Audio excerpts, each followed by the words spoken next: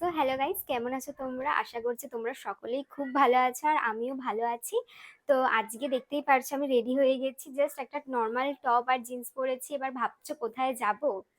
তো বলেই ফেলি কোথায় যাব। আজকে যাব পুজোর শপিং করতে। পুজো আর মাত্র 15 দিনের মতন বাকি, তাও মানে 15 দিনও বাকি আছে কিনা আমি ঠিক জানি না, কারণ সবাই পুজোর মানে শপিং কমপ্লিট করে ফেলেছে, এখনো পর্যন্ত আমি করিনি। মানে ভাবা যায় যে এত শপিং পাগল সেই নাকি এখনো পুজোর শপিং করেনি। তাই জন্য আজকে আমার টাইম ছিল, আজকে ফ্রি ছিলাম, তাই জন্য ভাবলাম যাওয়া যাক। আর সকালে যাওয়ার কথা ছিল, কিন্তু সকালে প্রচুর বৃষ্টি হয়েছে আমাদের এখানে। আর বৃষ্টিতে শপিং করতে যেতে একদম ভালো লাগে না, ওই চিপচিপে কাদার জন্যে।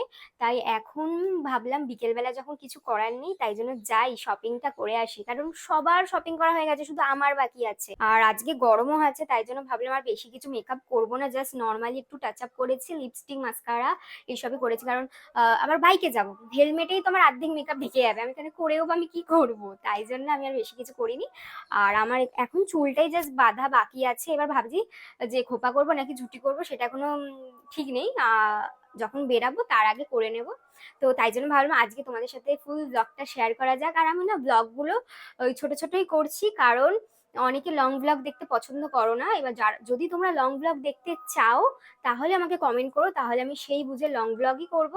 কিন্তু এখন আপাতত আমি শর্ট ব্লগই বেশি করছি। আর জানোই বাইরে গেলে আমি তো অত প্রো ব্লগার হয়ে যাইনি যে মানে গিয়েই ক্যামেরা চালু করে দেবো, গিয়েই মানে শুট শুট করে নেবো, এরকম না।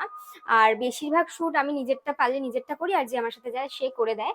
কিন্তু কতটাই বা নিজে করা যায় এত বাইরে গেলে। আর এখন রাশ জানো, পুজোতে আবার হাতিবাগানে যাচ্ছি, কতটা পরিমাণে ভিড় হবে এই বিকেল বেলার টাইমে। তো যাই হোক, আমি তো রেডি হয়ে গেছি, আর বাইরে বেরিয়ে তোমাদের সাথে আবার কথা বলবো। আর না হলে ভয়েস ওভার দিয়ে দেবো, কথা বলা তো যাবে না, আর মাইক সব জায়গায় ওপেন করা যাবে না, কারণ মাইক সেট করতে করতেই দেখবো মানে আর শপিং করা হচ্ছে না। তো যাই হোক, আর হাতে বেশি সময়ও নেই, পরের উইকেই মনে হয় পুজো। তো এই যে রেডি হয়ে গেছি, এবার বেরাচ্ছি। বেরাতে বেরাতে 5টা বেজে গেছে, এবার জানি না কত দূর যাবো।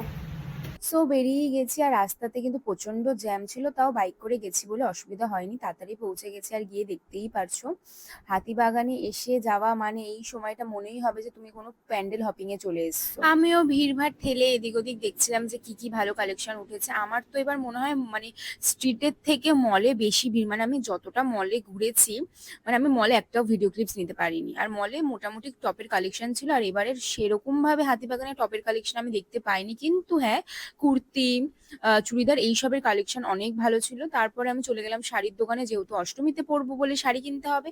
কিন্তু মানে আমার একটাও সত্যিকারের শাড়ি মানে ভালো লাগেনি। ওই চোখে ধরার মতন যে ফার্স্ট টাইম দেখলেই যে মনে হবে এটাই নেব, ওরকম কিছু লাগেনি আমার। আমার মায়ের শাড়ির চয়েস অনেক ভালো, কিন্তু